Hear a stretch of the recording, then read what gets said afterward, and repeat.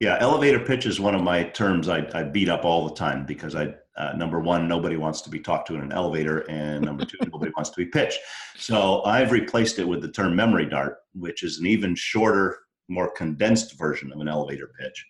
And the best memory darts use symbols. So I talk about in the book the use of statements, snippets, stories, and symbols.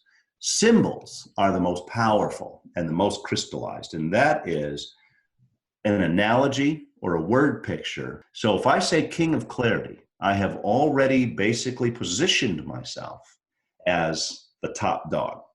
If you are the Mercedes of storytellers, what you're doing is you're borrowing all that information about Mercedes and stealing it. High end, exclusive, top quality. So the most powerful thing any company, any brand, any individual can do is to distill down to something that is symbolic, that gets right through the brain and into the memory. From cave drawings to family histories to stories around the fire, humans crave order among chaos, connection amid isolation. So we tell stories. Our mission at the Storytellers Network is to bring the art of story to the masses. Whether you're in marketing, you're an entrepreneur, or you're developing your own personal brand, telling your story effectively can make the difference between celebrating milestones and collecting unemployment. The Storytellers Network strives to help storytellers tell their stories so you can learn from the best.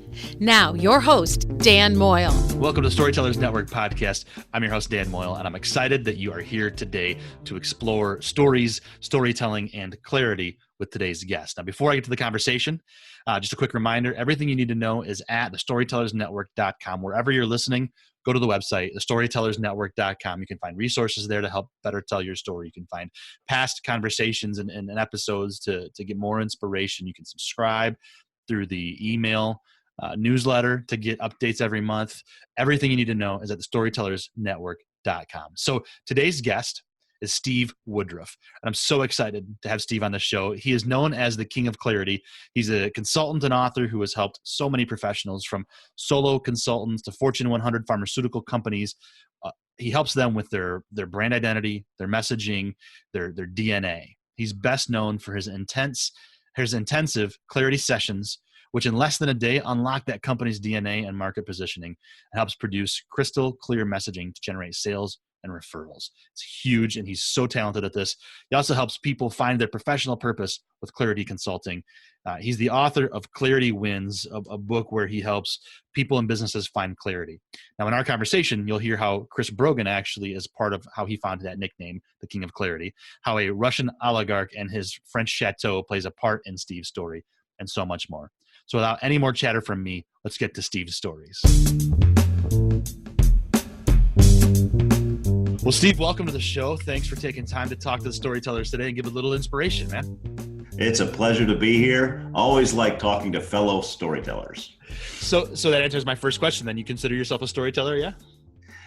You know, naturally, I'm not. I am more of a conceptual guy. I'm an abstract thinker. I'm a marketer. And I came on to storytelling later as an understanding that this is actually one of the most effective ways for human beings to communicate, right? Because we're hardwired for stories. And so I came into it by just understanding that if I'm going to teach people how to market or sell or promote themselves effectively, storytelling has to be a big part of it. And then I came to really slowly appreciate how powerful it is and begin to practice it more and more myself.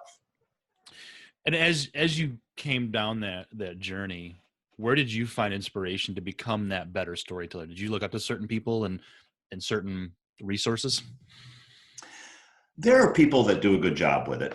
So I live right nearby Donald Miller here in the Nashville area, and he has the Story brand, and he has a really good angle on creating an entire story around everything.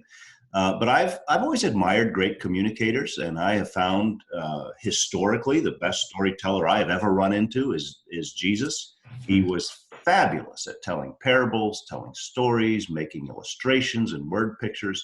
So if anybody is my prime example. It's a 2,000-year-old guy that was a master of wordsmithing. Right. Yeah, very much so. And it's fun because, so I have a friend, Dr. Joey Fossett, who has Positivity Today. There's a podcast and a book and all this stuff. And he uses some of Jesus's parables, but in like a modern way. And it was really interesting. I'm like, man, I know where that comes from. Yes. So, yeah, absolutely. Master storyteller there for sure. So you said you were in marketing, you help people find their clarity, their message. But you didn't, I find it interesting that you don't find yourself as a natural storyteller. Right. Looking back though, kind of over your career, over your professional life, and even over your personal life, can you see where that storytelling thread was there? Or did you really have to like focus on, I have to make this a thing? I think it was partly there. There were bits of it. There were bits and pieces of it. As I would stand up and present at times or preach or teach, I knew that storytelling was important, but it didn't really deeply get into me until I started studying the idea that storytelling really matters. And here's why it matters. Yeah. And what it is, it's a shortcut into the brain and a shortcut into memory receptors. And that made me really appreciate it. But as with most things in life, you sort of evolve into certain convictions. And it took a while for me to figure out how important it was. But being involved in sales and marketing, I was always trying to think, how do you communicate better? How do you communicate better? And that naturally led me to storytelling. Yeah. Yeah. I mean, you learn so much from just sitting around a campfire telling a story.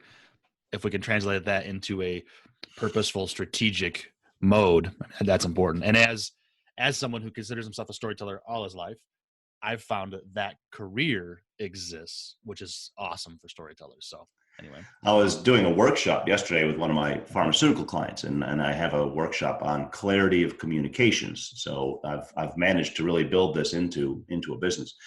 And one of the things I illustrate with is a story. And this is a story about clear communications, about good project management, making sure you follow through. But I could have explained all that in the abstract. But what I did is I pulled up a news story from some years ago where a rich Russian oligarch decided he wanted to buy a chateau in France, which he did. That's a lot of money, but okay. And it needed some work. And so he contracted with an outfit, a construction outfit, which was Polish, to come in and do this work, which was clean up some stuff with the chateau. And by the way, let's remove some of these old outbuildings. Well, the communication didn't work out real well. And he comes back and the entire chateau was leveled. Uh-huh. But the outbuildings were still up. And so, is it important to have clarity of communications? Well, you know what? Yes, it is. We've got to make sure that the point is getting across. And nothing for me tells that better than that story, because you can picture in your mind this beautiful French chateau wiped out. And in fact, if you want to picture how beautiful it was, just Google Russian oligarch French chateau and you'll find this news article. And it gives me anxiety thinking about it. And exactly. So I want clarity. Yeah. I tell people when I tell that story, it always makes me cringe and laugh at the same time. Yeah. Oh man. So let's talk a little bit about your book, Steve. Part of the reason why I was so interested in talking with you is I've heard you give that presentation. I was part of a mastermind group for a short time that we talked about your book. You actually spoke to the group. So when you and I connected, I thought, well, yeah, of course. You're a great storyteller. So let's talk a little about the book, Clarity Wins. I love what you say on your website at one point. I saw the line that you help people find their professional purpose. Mm-hmm. What does that look like for you? How does the book play into it? Let's hear a little bit about your story and about clarity. Well, like most of us, my career sort of went in pinball fashion. And so I worked with two small companies doing sales, marketing, business development, some consulting. And this was all in the healthcare, pharmaceutical, life sciences field. And I started to gravitate toward branding, toward identity. And also I was significantly impacted by the book, Now Discover Your Strengths, and the Strengths Finder assessment, because up until that point, I had been way overly conscious of trying to work on my weaknesses. And that book gave me permission to really think about my strengths and to say, look, I need to run in my strengths, not be all wired up about what I'm not. That was absolutely groundbreaking for me personally, but also has affected my whole way of looking at other individuals and businesses, that we're going to do our best work if we're in touch with our strengths. But a lot of times we don't know our strengths. We're too close. We're in the forest and the trees, and we need someone from the outside to tell us. So when I developed my own practice 13 years ago, went off on my own, part of that was working with small companies and really helping them get clarity on their strengths and therefore on their message. And I developed this process where in a half a day or a day, I could help these companies brand themselves. And it was phenomenal. I'd come into a company that had been in business 15 years and still had no clue really who they were. And just by asking questions and doing some analysis and some creative thinking, was able to say, here's your differentiator, here's your message. And the other book that was very significant in my thinking was Seth Godin's Purple Cow, where he talks about how to differentiate and stand out. And as you know, Seth Godin's all about effective marketing communications. So that became my thing, this whole idea of clarity. And then I realized, talking to individuals, that it's the same process. Figure out your strengths, figure out where you fit, what kind of company you would work in, what would be the ideal role. Career consulting is the same as branding for a company. So I began to do both of those, working with individuals, working with companies, and I developed a lot of these ideas through years of experience. And so this book was waiting to be born. I'd written most of it in the form of blog posts and presentations for years and years, but it was all over the place. And finally last year, I invested the time to put this together into a book, and so it was launched. And a book should not be undertaken lightly. I will say that. Don't do it unless you're really passionate about what you're talking about. Right. So how did you take all of that world of blog articles, presentations, different forms of story and bring it in? Did you have to work with someone? Did you just kind of do it? Did you work 10 hours a day? How did that look for you? You know, it was a struggle for me. I had two struggles about this book. Number one was I was very confused about how to go about it. The publishing world has been changing and evolving so fast.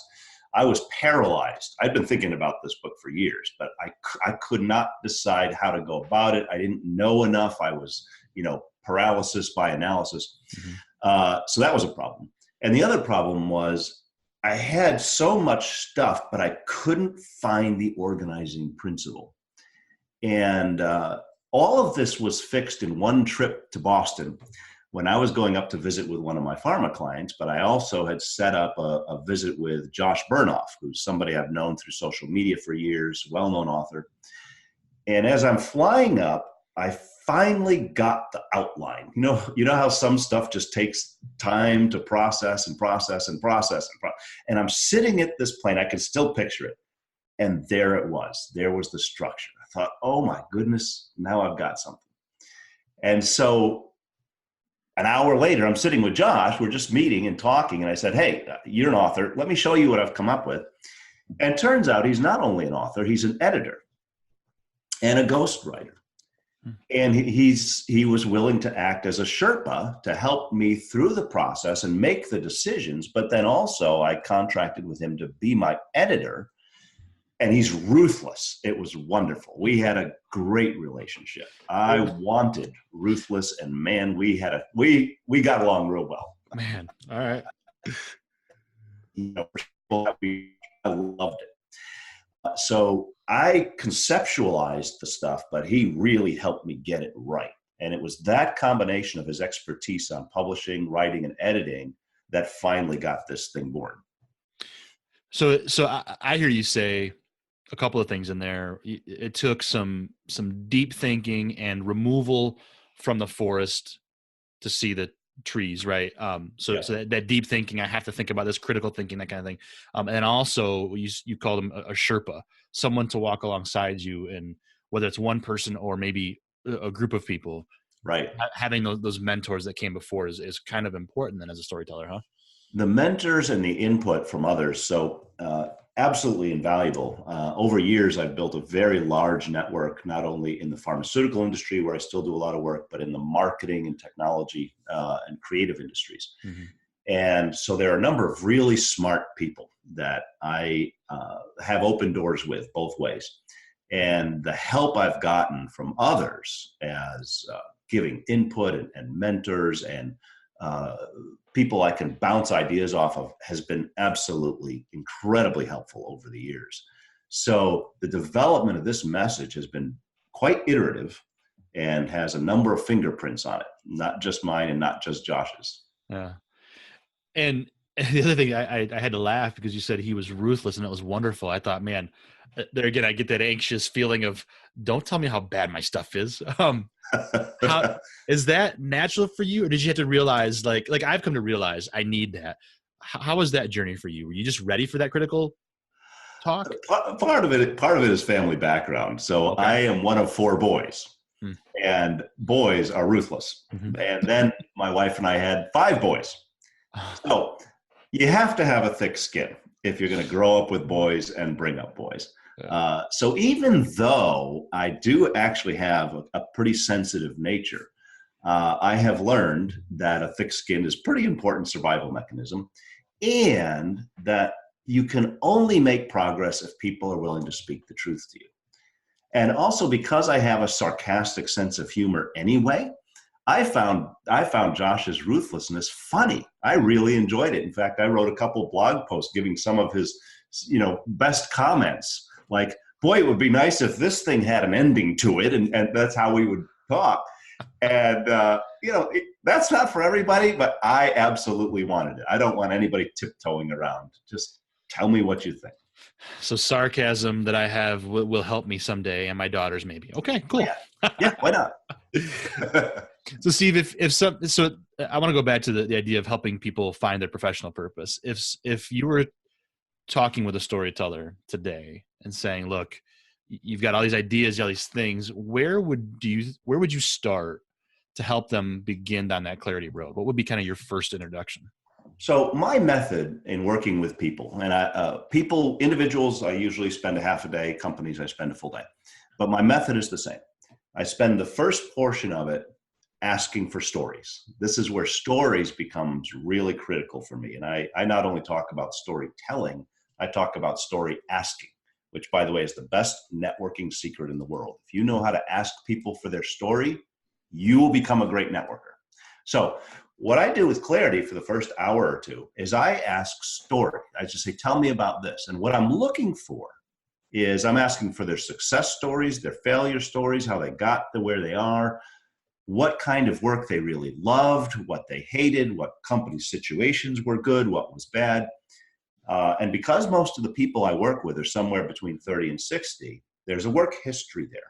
And what I'm doing is mining the work history and trying to draw out the themes, the big themes of what their strengths are, what they like, what they don't like, where they've succeeded, where they have failed.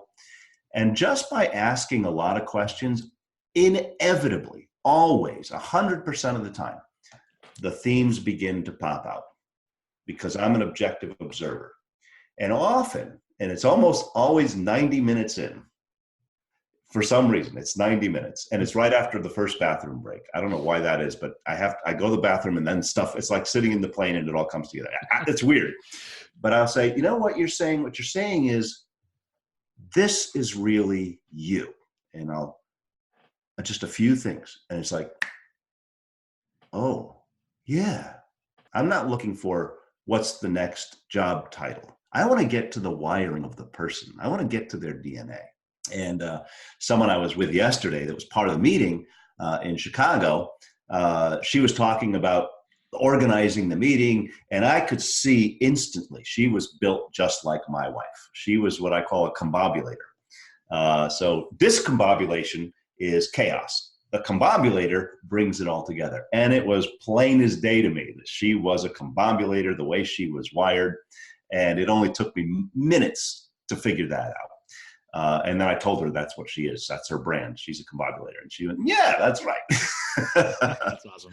So you bring all those things to the surface. And once you've got the DNA out, then you begin to say, all right, now what does a great role look like? What does a great direction look like? What does a great company look like? And instead of conducting your career search based on what's out there that I could maybe fit into, it's what exactly is my puzzle piece? What's the shape? And what would be a great job for me? And then you proactively go into the market saying, this is what I'm looking for. You proactively tell your friends and colleagues, because most of the jobs are going to come by referral anyway. You paint the picture, say, this is exactly what I'm looking for, this kind of role, this kind of company, this kind of boss. And then it's much easier for people to refer you because you've painted the picture as opposed to just sort of randomly guessing at what might be a good company or a good role. How often does that personal branding turn into, instead of here's the kind of job, company, and boss, how often does it turn into you need to be on your own? Well, it does and it doesn't. So sometimes the conclusion is you absolutely need to be part of a larger entity. You need to be part of a team.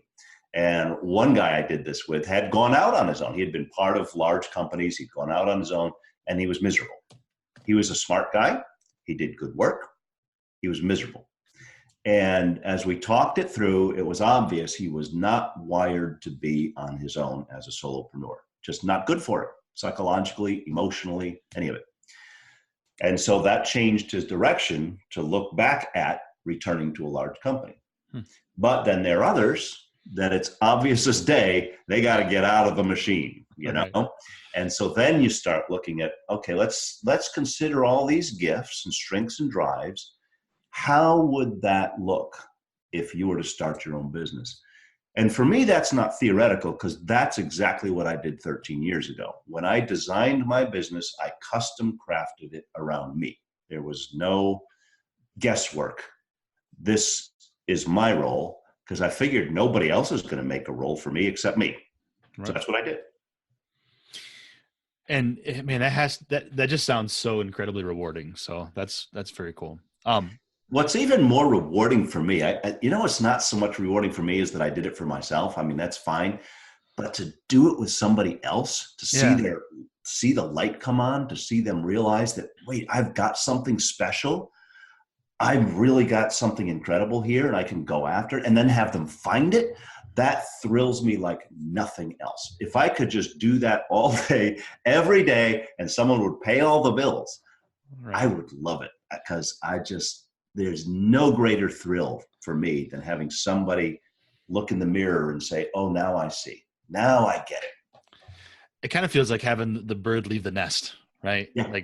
That has, man, incredible. Now, when you talked about story asking, Steve, what's your greatest tool as that listener to help understand all of that? Interesting. I'll tell you the tool I use. This will be the most useful thing for people out there in general. I'll tell you the way I do story asking, and it's very simple. So in any kind of networking situation, you're meeting somebody for the first time. Maybe you're not naturally a great gabber, and I'm not. I'm an introvert. I am not an extrovert. I don't like unstructured social settings. I don't like noise. I get a little claustrophobic in big rooms, okay? Interesting. So most people who don't know me that well from the past, who know me now, think I'm some kind of extrovert. I am absolutely not. So my tactic is to just get to know one or two people, not to try to work the crowd. I can't stand that. Mm-hmm. So here, I'll say, Dan, your current title is this, and obviously, when you graduated high school, that was not in the line of what you thought your future was going to be. Tell me how you got from there to here. And then I just shut up and listen. Yeah. And as you know, people love to tell their story. Mhm. And as people tell what I call the evolution or origin story, it leads to all kinds of other questions you can ask along the way. Well, why did you leave that company? Or how come you stayed 5 years there, but 1 year here? Or what was and it just keeps going. And what I find is typically nobody's asking people their story, and they get so, then they suddenly go, hey, wait a minute, tell me about you. Because nobody's ever spent the time, and you just listen and ask questions. Mm-hmm. But it creates this reciprocity relationship. Now that you've invested time and interest in them, they want to get to know you better, not just in a superficial way. Mm-hmm. So that's the way I do it. I use that one little thing about, how did you get from there to here? Almost everybody opens up about that. But then beyond that, what I'm doing, and this is partly my wiring, I am always thinking and connecting the dots. I'm always trying to think, well, why that? Or how did that? And it's curiosity. It's a curiosity and analytical piece. But you don't have to be a psychologist to do that. You just kind of have to train yourself to ask questions. But for me, it's fascinating tracing how people got to places and why. I groove on it. I find it really energizing. And then sometimes I can bring out, as an outside person that just met them, I can say, well, it sounds like what you're saying is this. And I'm doing a mini clarity session right there. And sometimes you can really provide insight for someone if you dig a little bit. So that's how I do it. I think we just found your podcast, Steve. Right?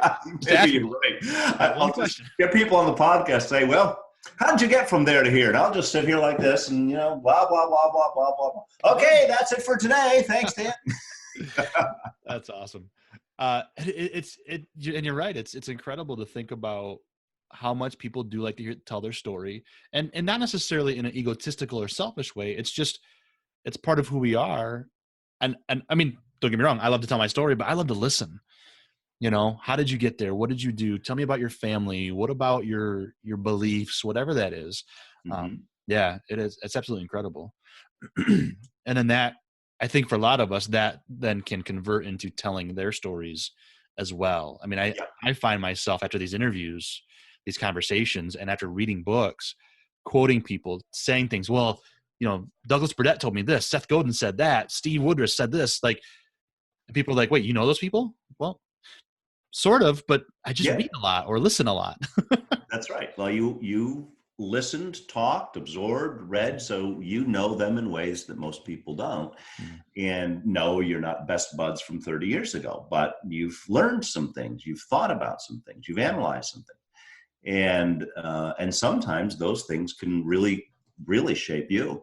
So I love, for an introvert, I really love talking to people, but one-on-one. Or in small groups where you can dig down and put pieces together, which to me is fascinating. But I want to encourage anybody that struggles with networking, and many people do, even if they're not introverts, you can get good at it if you ask two questions. Number one, the one we talked about, tell me your story. And then toward the end of the time together, say, tell me what a great customer for you looks like so I can send you targeted referrals. Now, what is more important and helpful than that someone would want to send referrals? And if you ask that question at the close of a time together, you've just made a friend for life. Yeah. Because what better way to get business than referrals? And as you know, the subtitle of my book is Get Heard, Get Referred. Speaking with clarity and exchanging clear information so that we can remember and know is the secret to generating referrals. So clarity isn't just important in itself. It is crucial to the business of referrals. Mm-hmm. Yeah, that's so good. And that's, I mean, gosh, in the relationship age, the information age, the conversational age that we're in right now, that's becoming more important again than it ever has been. Yeah, it is. So if you had said to me, if I said to you, I met you and you said, yeah, I'm a podcaster. Okay. I could send you any one of 1,000 people that would really be a bad match for a Right. podcaster. Right. But so you told me something accurately. I'm a podcaster, but you didn't really paint the picture for me. Mm-hmm. If you said, here's what I do, here's the theme of the podcast, and here are the types of people I interview, now you have equipped me to refer. Mm-hmm. And that's the best thing we can do for our business, is equip other people to make a targeted referral. But we first have to be clear on who and what that is. Mm-hmm. Steve, I want to go back to something we talked about at the beginning of this. You were talking about branding and how you've helped companies find branding. We talk about personal branding. I think a lot of people, like, I know at least for me, when I say I do marketing and branding, eyes kind of glaze over. I feel like so many people think branding is the craft department or whatever, right? It's this Right. woo-woo thing or whatever, right? Unicorns and rainbows. It really isn't. And so we know that, but what does branding mean to you? You mentioned clarity, but what does branding really come down to for you, and how do you help people find that? That's a great question. And for a while I called what I was doing brand therapy. And then I realized I will never own the concept or the word brand. And what I was doing was almost like a step beneath branding or first, which was gaining clarity, not just, coming up with a logo and a tagline and some other elements of a brand. I think clarity is foundational. Plus, clarity was a word that wasn't really being owned. So I decided I was going to own it, which I did about 7 years ago. I started clarity, everything clarity. And that's my brand. And then a couple of years ago on my Facebook timeline during my birthday, my friend Chris Brogan said, "Happy birthday to Steve Woodruff, the king of clarity." Mm-hmm. And I thought, ooh, now that's an interesting brand.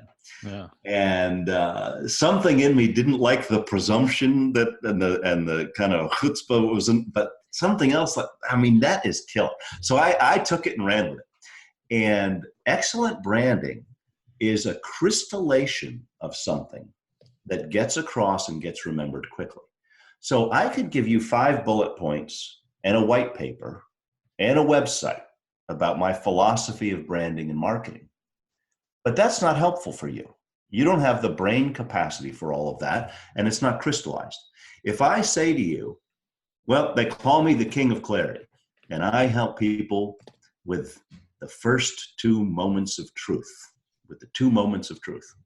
and I shut up. What I've done is I've planted something in your mind with a memory hook, king of clarity, and then I've talked about something intriguing. What are the 2 moments of truth? Mm-hmm. Well, the first moment of truth is the first 15 to 30 seconds when you meet someone, when you have a chance to actually answer that question. What do? I help people gain clarity so they know their direction, their strategy, their message. The second moment of truth has that become embedded so that 3 days later, when they talk to someone that says, man, I'm confused, I don't know how to do my marketing and branding. Well, there are 1,000 branding consultants, but who do they remember? The king of clarity. Absolutely. And so crystallization, getting it down, is the key to great branding and being transportable from one person to another. So it sounds like it's less about font and colors and logo and more about your message, your DNA, as you called it earlier, and really understanding who you are in a way that's like, I hate the term elevator pitch, but truly I can tell you in a few seconds what I do. Yeah. It stays, and it intrigues you. Yeah. Elevator pitch is one of my terms I beat up all the time because number one, nobody wants to be talked to in an elevator. And number 2, nobody wants to be pitched. So I've replaced it with the term memory dart, which is an even shorter, more condensed version of an elevator pitch.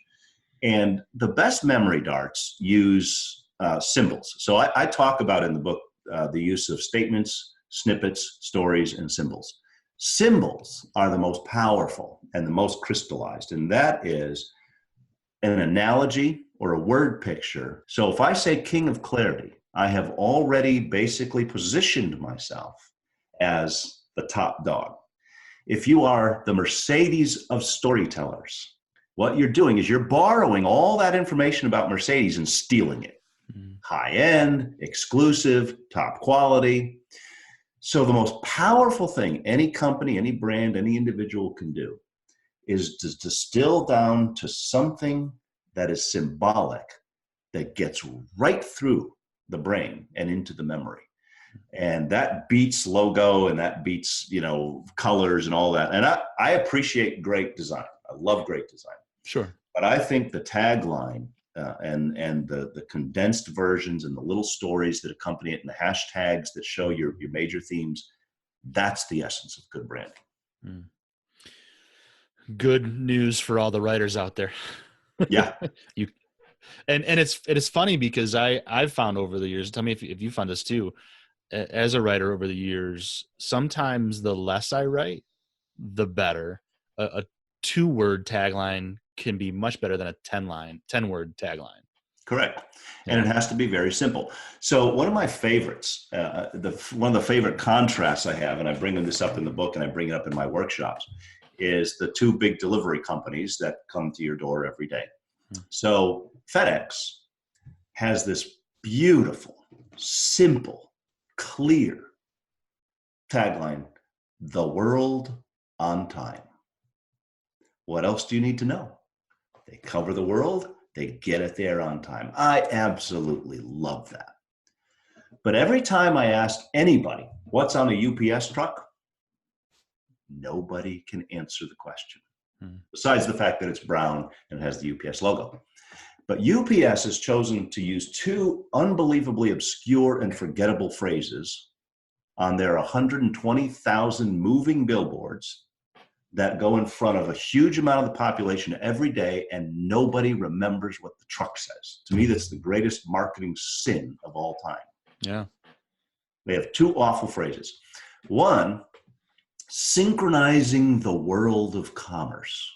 Okay? Now, put on your common man hat. You're a regular guy. What the heck does that mean? And what does that do for me? I'm not looking to synchronize a world of commerce. Thank you very much. What that message is, it's to this 0.005% of executives of supply chain management that care about logistics. Now, it is a valid message, actually. It is what UPS does. But they should be aiming that message at that tiny group, and for everybody else, give us a clear message that matters to me, like something about delivery, for instance, or something that matters to me. And then the other obscure phrase they use is worldwide services. Okay? Now, services, what does that mean? Yeah. It means anything, everything, nothing. It means whatever anybody wants it to mean. In other words, it's so obscure that it totally obfuscates their message. Now, worldwide I get, but what are you talking about? Services. Again, not speaking to the common person. And it just drives me crazy every time I see these trucks, and I know that they are wasting millions of visual impressions every single day. And I've never had anybody be able to tell me what's on the side of a UPS truck. Never. Yeah, not at all. And even just calling it worldwide, I don't really care about that. I want my packages on my doorstep. Yeah, that's the thing. And these are the people that are seeing it. So it's not that their messages are wrong. It's that they're not well encapsulated for the people seeing it. They're not creating, they're losing the chance to create a positive image and impression and to gain memory space because they're just obscure. Great point, Steve. I love that. As far as storytellers go, clarity, know your audience, know what you're saying, know your brand, know your DNA. That's, man, great stuff, Steve. How do you think, so you've been doing some podcast interviews lately with your book. I've seen you on different podcasts, some of my friends and stuff. How do you think as storytellers, we are able to get our message out today? You know, we're talking about UPS and FedEx and how we have these moving billboards. How are we supposed to do that, though, in today's day and age with so much going on? Well, the biggest challenge we all have, and this is how I open the book, is that we are all up against the noise. So we are inundated with a tsunami of noise. People are spending up to 11 hours a day now in America on average in front of non-print media, basically in front of audio and screen. Let's simplify that and just say screen time. So whether it's your working computer, whether it's your phone, we're competing with 11 hours of really interesting stuff. We're competing with Netflix. We're competing with network TV. We're competing with cats. We're competing with Facebook. That's our competition. So what we have to do is somehow rise above that. One way is effective storytelling. And one great way to do that is through audio or video. So podcasting, through videos, because video is much more interactive than just pure writing. It's taking me a while. It has taken me a while to surrender to this because I'm a writer. I like writing. But I'm beginning to see now that as effective as good writing is, if we're going to compete, we're going to have to use multimedia. We're going to have to use video in particular. My kids, unlike me, I grew up with Encyclopedia Britannica, for crying out loud. There was no computer or anything. Amen. And then, but once the internet really hit, I grew up on text-based searching, Google and this kind of stuff. Well, my kids grew up and YouTube was where they would go. They didn't default to text-based stuff. They went right to YouTube. And at first I was kind of going, what's wrong with you people? And then I realized, no, that's actually very smart. That's how you figure stuff out nowadays, is through video. So I think the best thing we can do, and if we can't do it ourselves, then we have to hire someone to help us to do it, is we have to master storytelling, and we have to be so good at it and compelling and focused that we can be more interesting for our target group. Now, our target group isn't 7.5 billion people. We just have to define who we're after, make it interesting for them. I don't have to have the production values of the Olympic Games. I don't. I just have to define who I'm after, and make it great for that little subgroup. And if we can do that, we're going to win. Because there's a lot of trash out there, and people are going to find the valuable stuff and pass it on. Mm-hmm. Great advice. This has been fun, Steve. I am so glad we connected. Me too. This is great. I'm gonna get to my last question here in a second, but I want to make sure. This is the surprise question. It is. But I want to make sure everybody, before we get there, has a chance to know where to find you. I'm going to include links in the show notes, but where do you direct people to find Steve Woodruff? So my website is clarityfuel, FUEL.com. On Facebook, I'm King of Clarity, of course. Mm-hmm. Twitter, S. Woodruff. And then the book, I created a short link to it directly to Amazon. So if somebody wants the book, it's claritywins.org, which will go right to the page, and you can order the soft cover or the e-version of the book right there. Perfect. And yeah, great stuff. So go, if you need clarity, go get that and get in touch with Steve. So Steve, if somebody were to say to you tomorrow, you're all done being a storyteller, go find something else to do, what would your last story that you'd want to be able to go out on be? Ooh. Wow.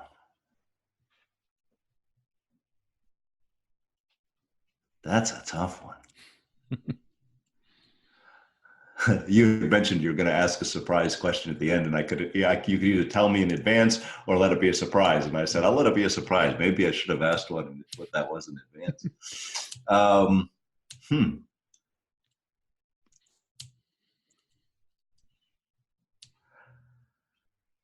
I honestly don't know.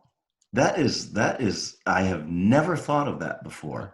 And I'm not an off the cuff kind of guy that'll just sort of throw anything out there just for the sake of it. I don't know what I would do. It's hard, right? Honestly, don't know. I guess the question is too, could you even do that? I mean, is storytelling so much a part of who we are that even if you had to get out of speaking and writing and you were doing something totally different, digging ditches, bartender or whatever, like storytelling is a part of that too, isn't it? Sure. Storytelling is part of everything. I mean, basically you'd have to cut my throat and then I'd stop telling stories.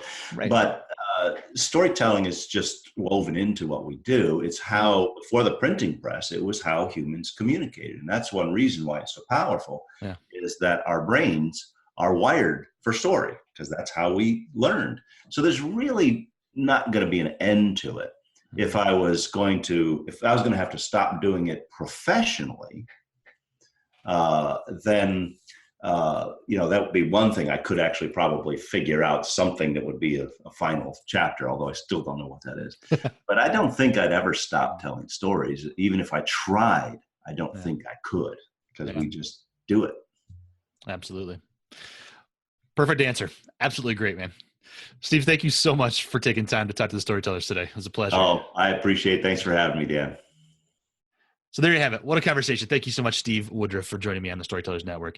I hope you enjoyed it. You can connect with him at all those links that he mentioned and more in the show notes. And if you enjoyed today's episode and know someone that could benefit from hearing Steve's message of clarity, please consider sharing this episode with them personally. Share it on social media, text it to somebody, just tell someone. All that is very much appreciated. And if you really enjoyed the episode, go back to Apple Podcasts, leave a rating and a review, a written review. I appreciate that very much. It helps us get the message out. And hey, go to the storytellersnetwork.com for more information on past episodes, on how to contact me if you have any questions. I love talking to people about their stories. So shoot me a note. All right. Hey, until next time, thank you for listening. And here's to telling our stories, having those stories to tell. Cheers.